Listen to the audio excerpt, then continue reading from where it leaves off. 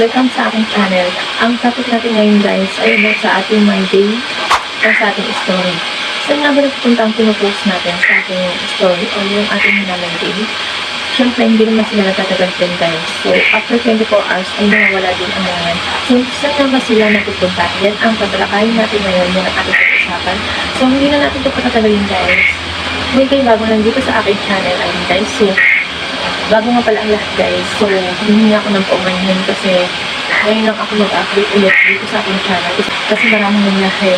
Ito mga nakarang araw. So, hindi ko pinaya. Kaya guys, ito na.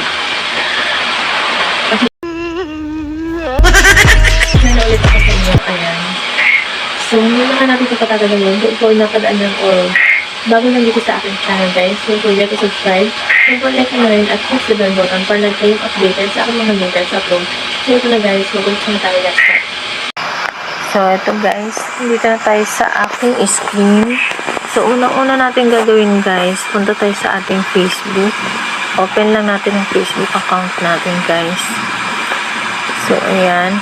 Then, click natin tong profile dito sa kaliwa.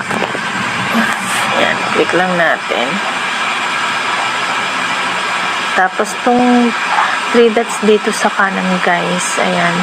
Pindutin lang natin tong 3 dots dito guys.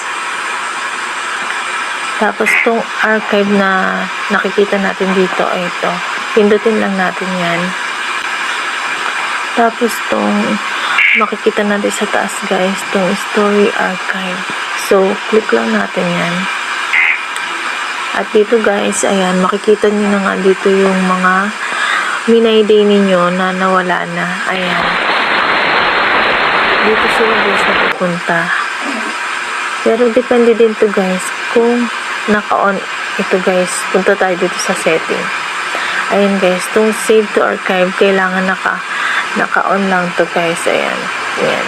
Kailangan naka-on lang siya guys. Para lahat ng story na mawawala kapag pinost natin ay mahanap natin siya dito. So, hanggang dyan na lang guys. Ayan, sana nakatulong. And, syempre, huwag niyo kalimutan guys na mag-like, share, and subscribe kung nakatulong ang video nito. And, kita ko sa lang ulit tayo guys sa sunod kong video. Kung nagtatanong naman kayo, please comment down below. Or guys, thank you for watching.